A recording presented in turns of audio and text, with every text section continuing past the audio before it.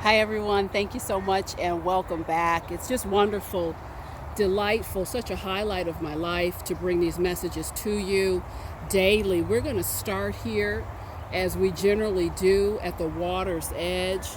It is peaceful, it cooled down today, it's so serene, and I'm going to ask you to close your eyes and make your wish. And I've done that. Let's go ahead and get in and start our walk, guys. Today I want to resume the series dealing with selfish and manipulative people, recovery, redemption, and elevation. I have to say that, I've just come across and worked with so many people over these last 22 years, and they'll tell me, Sheila, I'm out of the situation with the selfish and manipulative individual, but it has taken everything out of me. I just don't feel that I have sufficiently healed. So today's video, as well as another installation I'm going to do this weekend, is really going to check off a lot of boxes for you in terms of your healing after you've made your way out of these relationships. Today, I want to talk about spiritual and emotional recovery. This weekend, I'm going to get into some more physical elements of healing. This series really covers the gamut, guys. So find it all here. Don't miss an installation. When these people crash into our lives, I want to talk about two things that if you will do this, it will exponentially speed your healing. And I plug these in, and I'm talking about, wow, did things get better very quickly. Number one, don't be the snake that bites you, that bites you again and again. I'll repeat, don't be the snake. Don't be the snake that is biting yourself over and over again. As they say, it's not the snake bite that kills us. Often there's a venom for that. It's reliving it over and over again. I'll say more about that in a second. And secondly, I want to go into this element. Stop making other people in any shape, form, or fashion. Stop making these people your miniature gods. Yes, when we put ourselves in a position to be manipulated by a destructive or selfish person, 10 times out of 10, it's because we have put them in a position of a miniature god. When you put someone in charge of your happiness, your wellness, your health, your emotional sustenance, that is exactly what you do. You elevate them to a status and to a position and to shoes that they are not qualified, to fill, folks. And again, it may be some tough medicine, but if you think about it, many of you will say, yeah, she's right about that. And I want to say that this channel is not about convincing or converting anyone to my way of thinking. That may be controversial for some of you, but it's just not what I'm into. I look at YouTube as a divine platform for these messages, but these messages are brought to you by the Father, by the Son, and by the Holy Spirit.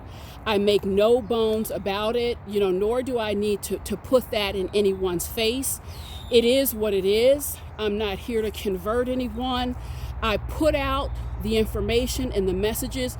They are yours for consumption. You don't have to believe what I believe to get a wealth of information and healing out of the channel. But my hope is that as you watch these messages daily, you can see the light.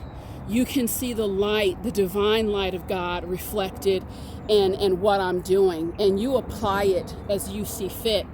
And I have to tell you that it was made clear to me some time ago. Sheila, have fun with this, have fun with everything that I've charged you to do.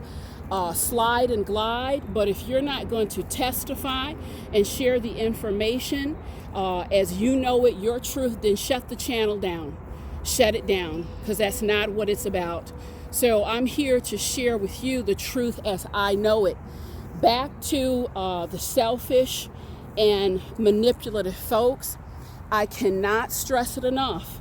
When you put anyone in charge of your well-being and happiness, you have elevated them to the status of a miniature God. And folks, you will be disappointed.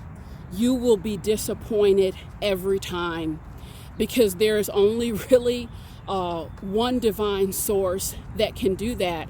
And I want to say just a little bit about why we would elevate anyone to this status. Mini God, you start to worship false gods, put them in that role. It's really because you are not rooted. You are not rooted and grounded in your truth. That connection is not cultivated and developed. And I'm not pointing a finger at anyone, because I can say I still, and I hope I'm cultivating my connection with the Creator, with my Father every day. But when I was taken to the cleaners, when I was sucker punched, I have to keep it real. I was really just depleted. I could not see.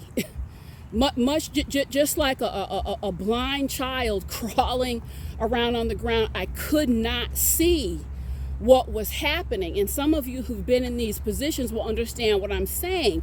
I couldn't see it. It was only through deeper connection, prayer, understanding that it's very clear, and it's in the good book.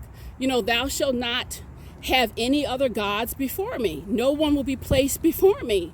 So when you're thirsty and you're walking in the desert, it's very easy for anyone who comes with that little half cup of water. It's very easy to slot them in a place where they don't belong. So one of the keys when we talk about recovery, healing, and redemption, once you've moved out of that place where you're being manipulated, is to forgive yourself.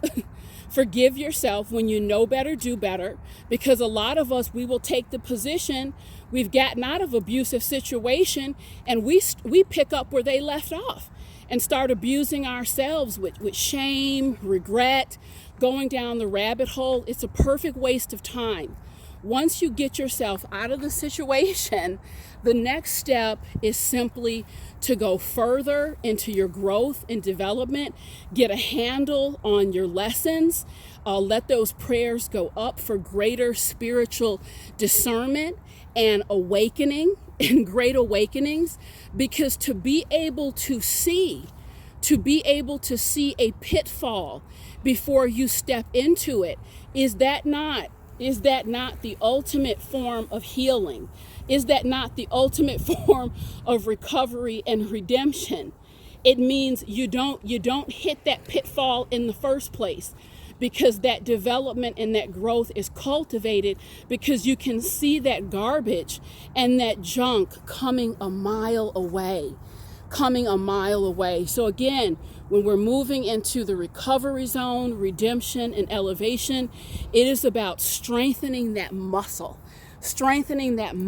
of discernment, strengthening that muscle of prayer, strengthening that muscle of advocating for your voice. And I have to tell you, and I'll say it again and again and again, oftentimes we just don't use the resources that are available to us. You are not out here by yourself. You have troops and armies behind you. Call on the angels. Call on the hand of God to speed that healing, to come in, to give you the discernment.